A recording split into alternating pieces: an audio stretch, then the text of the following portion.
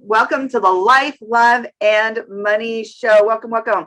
Today, we're going to be talking about the day in the life of an entrepreneur, and we're going to go through a Q&A with Jen Fontanilla, who is a certified money coach. Welcome, Jen. Hi, Summer. I'm so happy we're doing this. So much fun. I know this is going to be a lot of fun. And we really wanted to take you through this because we wanted to give examples of what it's like if you're just starting out as an entrepreneur and what your day might look like or what your job might look like. So Jen, why don't we jump into this by you giving us a glimpse of your day? What's your day like as an entrepreneur, as a certified money coach? Yes. So, it always starts with my morning ritual, and that's usually going to work out, and then I pray, I meditate, I journal. So if any of you have ever heard of that concept of the miracle morning, that's my morning routine. I'm extremely diligent about it. So those of you who know me, I'm on that like all the time. And so once that happens, depending on what day of the week it is, there's certain set meetings every single day. The ones I have with Summer, the ones I have with the Better Wealth team, and then the ones that I just need to, just with myself and just check to see what's going on. And so every day is kind of different. There's going to be different appointments here and there, and then you have your set things. And so, as an entrepreneur, one of the biggest things I think is different is that, typically if you're going into the office or you have work, like you're there, right? You're there for the whole day, and then you're focused on just work. But one of the I don't want to say it's a downside, but one of the challenges when you're an entrepreneur, you're at home, there's distractions, we got kids, you got pets, all kinds of stuff. And so those are some of the things that, a day in the life of an entrepreneur, we laugh. And some of you have gotten a glimpse of that because of COVID, many of you have the experience of working at home. And so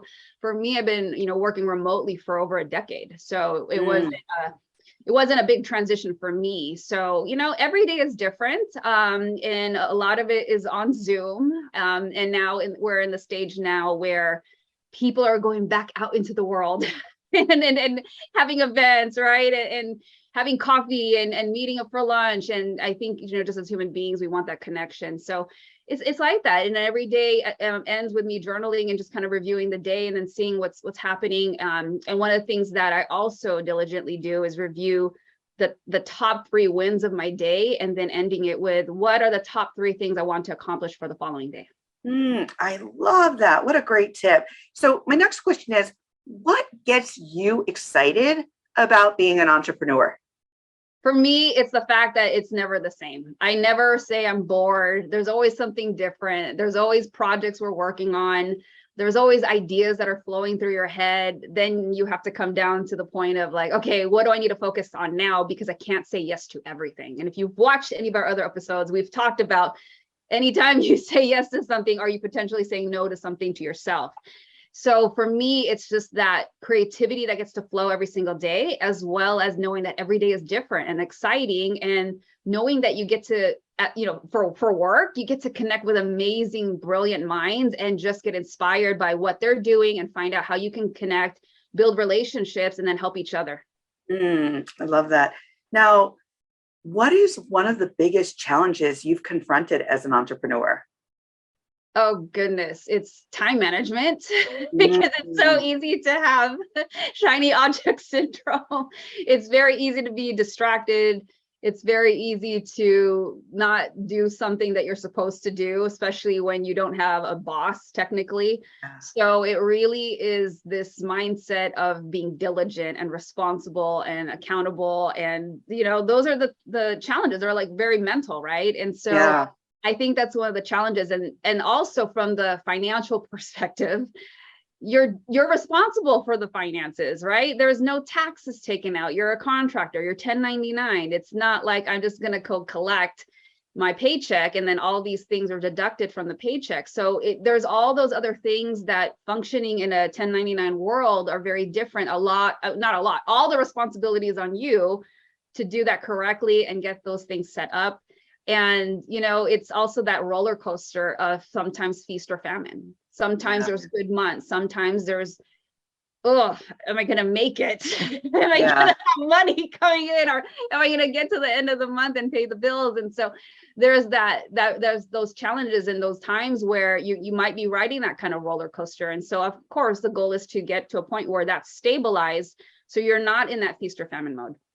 And I love that you say that because it's really honest. And a lot of times as entrepreneurs, we see out there making $30,000 a month. You can do this really quickly. I just started 6 months ago.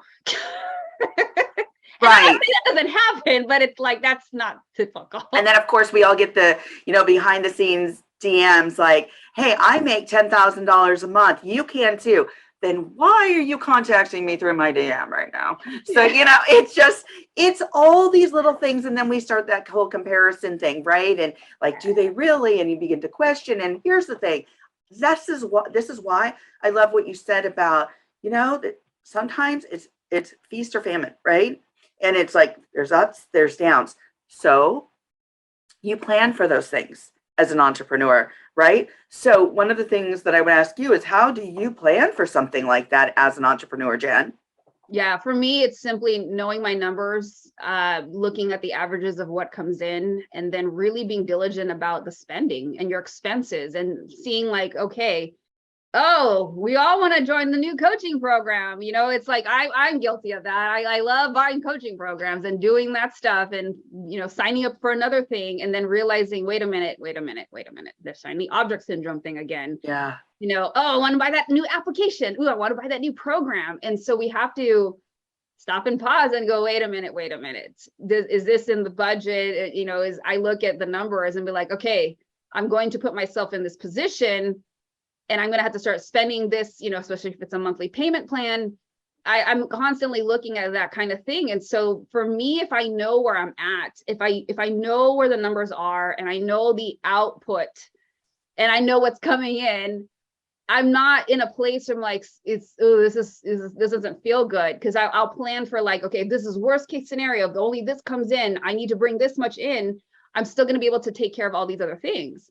And that's one of the challenges I see that people are running to. If you don't know your numbers, if you're not tracking what's coming in, what's going out, you're going to be in this constant like, oh crap mode. And that doesn't feel good energetically. And that will transfer to other things. Like coming from a space of desperation, if you're trying to sign up a client, you feeling stressed out, and, everything is energy. And if that's the space you're operating from, people can feel it. So it's really important for you to be comfortable and confident with your numbers and knowing what's happening, so you're not stressed mentally about your money. And that way you can show it fully and relax and in a confident state, so that you can really, really serve the people that you're trying to help. Great. Thank you so much. Now, if you were to put into perspective one of the most rewarding things for you as an entrepreneur, what would that be? When I think about the type of work that I've done, that you and I have done together, I think about the people that just have the simplest compliment, like, oh my gosh, you have no idea how much I needed this. Mm-hmm. Oh my gosh, this so helped me, or you inspired me. When you just hear those things, like, that is so rewarding for me. Yeah, money's great. I'm not saying it's not, but when you see that you have made that kind of a difference in somebody's life, even maybe somebody's day. I mean, you even get it sometimes in a DM where somebody will say like, oh my gosh, I so needed this. I was in a really crappy space right now. And your message, your post or something you talked about, that simply that they're saying that helped me get through the day. That kind of impact, just knowing that your presence and you showing up has on somebody else, is so rewarding, because now you realize that your message, your story, how you're showing up is actually helping somebody else. And that is just like the greatest feeling. And what I love about that so much is that you're not saying something like, it's that $100,000 mark that I made, blah, blah, blah.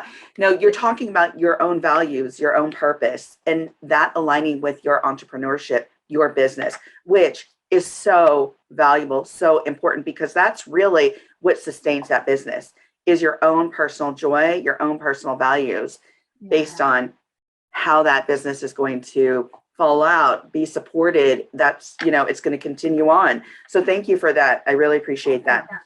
So did you have a business plan when you first started out, or did you just jump into it? What business plan? Next question. There was no business plan. I just jumped into it. Like I'll just think of an idea and then I'm like, oh, let me just do it. Right. Like I'm that person who's building the parachute as I'm falling. So yeah, Oh, wow. there's no business plan. And it has served me and it has also hurt me because I need to discern when to do that and when I shouldn't do that. But a lot of things too, I end up doing it in reverse engineering it because I realize like, oh, let me stop and pause and figure this out. Yes. But then the benefit of it is I don't have that analysis paralysis. And I have learned over the years, I'm a recovering perfectionist, but I have learned over the years, like 80% or, hey, you know what? Done is better than perfect. Yeah. Otherwise, if we're constantly waiting to tweak it till it's ready, a lot of times people won't even jump on it and then it never happens. So what's worse? Jumping and not knowing what the heck is happening and failing and maybe only going 25% or 0. So if you look at it like that, the person that is not afraid to fail and mess up and learn from that will go so much further than the person who never starts. Great advice. So, which gets me to my last question.